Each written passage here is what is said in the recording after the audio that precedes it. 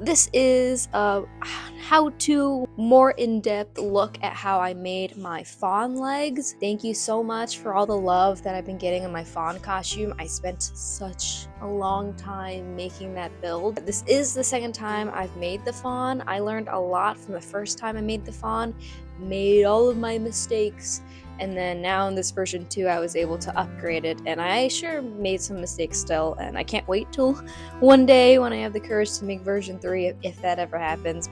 So for this video, yeah, this is just going to be an in-depth look on how I made the legs, since I've been getting a lot of questions on how I made my fawn legs. Some comments here, and it's been really funny how a lot of people think I'm kneeling in the costume, and that's how I was able to get that animal leg look. But yes, enough rambling. Without further ado, onto how I made my fawn legs. When I first made my fawn costume, I had never made legs like this before. That was a huge thing I had to tackle. I used like foam tubes, kind of like pool noodles, for like the base structure as I brainstormed, and then when I removed those, I replaced them with EVA foam for the shape. The shape was fine, like I still hid my legs within the shape of fawn legs, but it wasn't very flexible since EVA foam is pretty stiff. Like there's some give, but it's not like organic. And it wasn't too difficult to walk in, but it was bulky, considering I also didn't really shape the EVA foam to round it. That's definitely something that you can do. I was not skilled or knowledgeable enough yet at that point in time, so I left it super blocky. Do not do that. It doesn't look great. It only looks good from the side. But I definitely learned from that. I did like how it hid my leg within the boot of the fawn, so I knew I wanted to make my new fawn boots very similarly, but with better materials.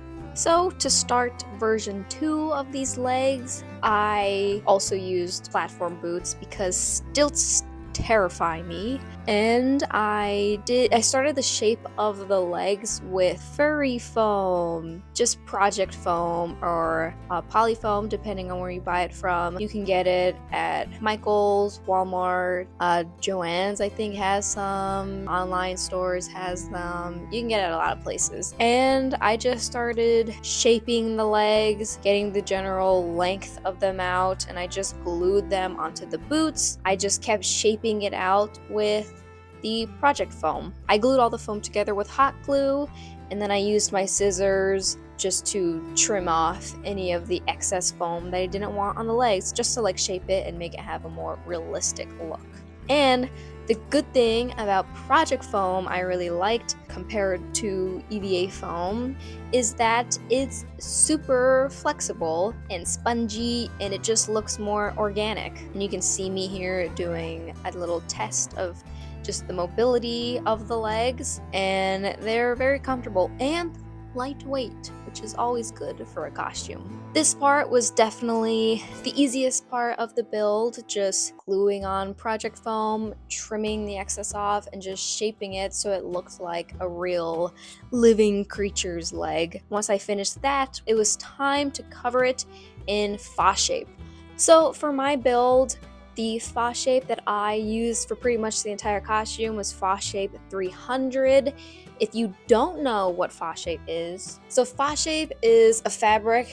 It's a thermoplastic fabric. The texture is very similar to felt, except when you steam it or heat it with a heat gun, it sets the fibers and it hardens this fabric. So with the beauty of Fosshape, you can use it to make masks, you can use it to make gravity-defying garments. Once it's set and heated, the structure is really good to make really organic or structural garments. And Fosshape 300 is extremely lightweight, which is what I wanted for this costume. Since I knew it was going to be a big build, I didn't want it to be too extremely heavy.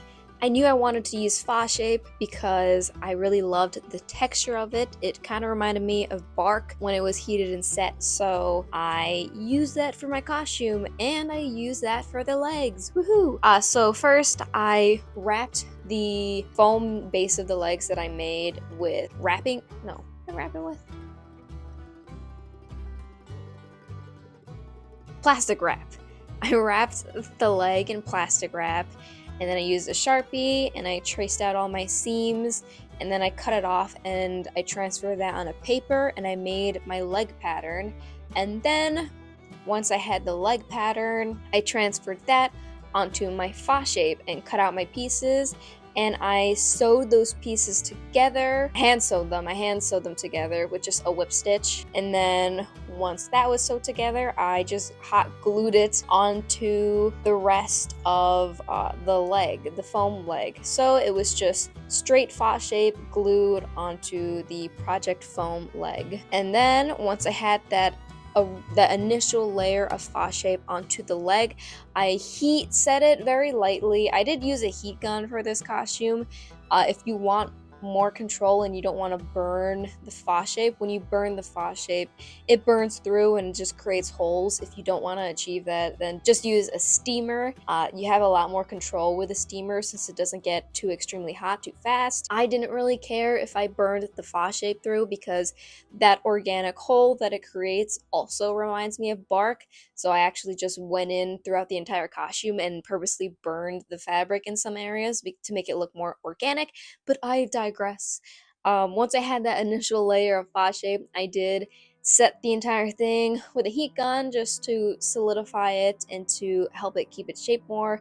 And then with that initial layer of Fosshape done, I went in with extra Fosshape and I started to create the organic curves, edges, bark, basically just on the rest of the legs. I did use my reference images to mimic the way that his bark curls on the fawn. And I just, kind of similar to when you're draping fabric, when you pinch the fabric and then you pin it in certain areas, I basically just would pinch the fabric, and wherever the fabric wanted to curl, I guided it a little bit so it can curl how I wanted it to curl also. But I would pinch it and then guide the fabric and then pin it into place, pinch it, guide the fabric, pin it into place, and I kept repeating that. And then once everything was pinned into place how I wanted it to be, I set it with a heat gun.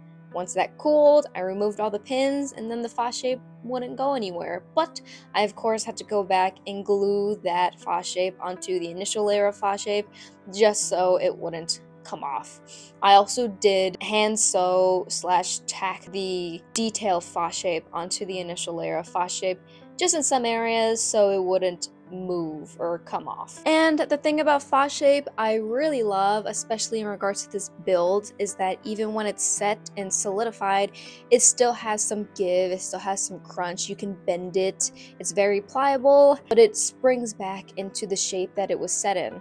So it's very, very durable, and it looks super organic when you're walking around with these animal legs and you're bending or moving your ankles, and it moves with you, but it won't like break or anything because Fosshape is super durable. So a little more in depth on the bone structure of the leg. Basically, I just have my normal legs, my shin and my calf that goes down onto the floor where the boot is, and then I just have the knee, the fawn's knee on my knee, and then the rest of his leg is just bent. It's like behind my real leg, and then our feet merge, so you just have my shin and my calf exposed. And I used black boots just so it was a little more hidden with like darker backgrounds, and I decided to use hanging moss. The fawn doesn't have moss on his legs like that, but I decided to use hanging moss to hide my real leg a little bit more. For my first fawn build, I think I used faux leaves. I didn't like how bulky that looked. I felt like the hanging moss elegant enough and creepy enough that it fit the fawn's vibe more, and I think it did pretty alright. And then after the whole thing was constructed, I airbrushed everything. Ugh. Airbrushing took a long time. I did so many layers and so many different coats of airbrushing just to get all the colors and the depth into the bark that I wanted it, because if you look at real bark, there's like gray and there's green and there's brown, and there's so many different little pigments and colors inside bark, and I wanted to be able to achieve that in my costume.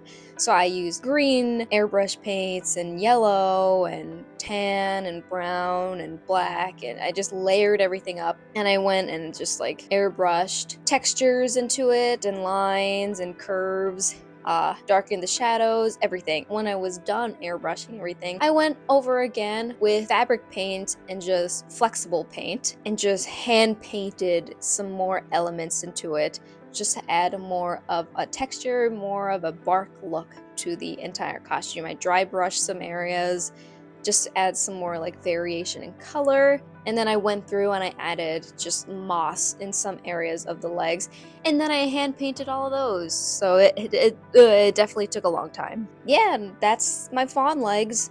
Just Project Foam, Fosshape, more Fosshape, and lots of paint, and then hanging moss and other moss for details. But it's pretty straightforward. I love the way the legs turned out. They're probably my favorite part of the costume, honestly. They look really good, and I'm very proud of them.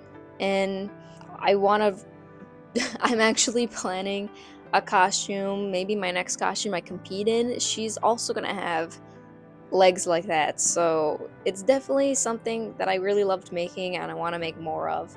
And I hope this explanation video helped you all. Stay tuned for the full build video. It's going to be a lot of the same things I'm saying now, but more detail on how I made the dagger and the bag and the mask.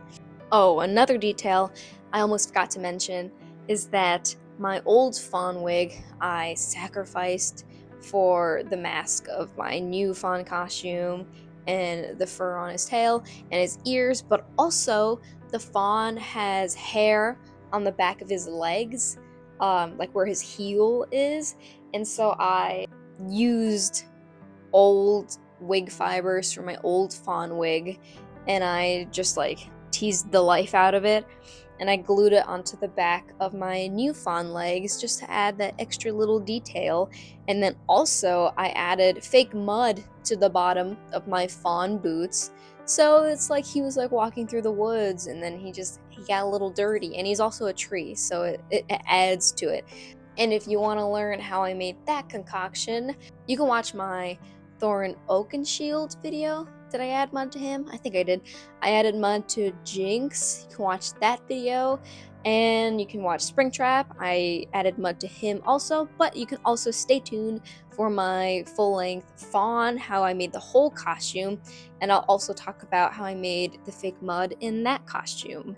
And it's a great way to add another detail and element to any of your distressed costumes.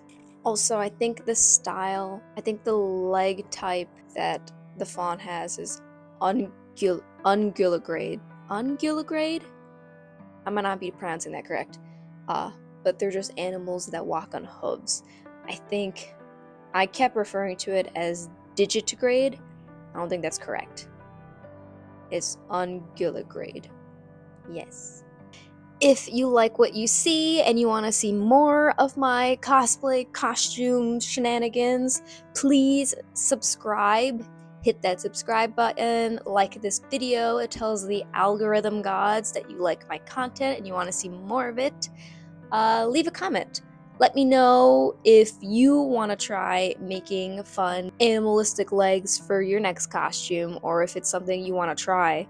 Something I really want to try one day is to make hooves and do like those hoof boots without the heel of the shoe. Those look really cool. I really want to try to make those one day. Maybe for a Critical Role costume. I don't know.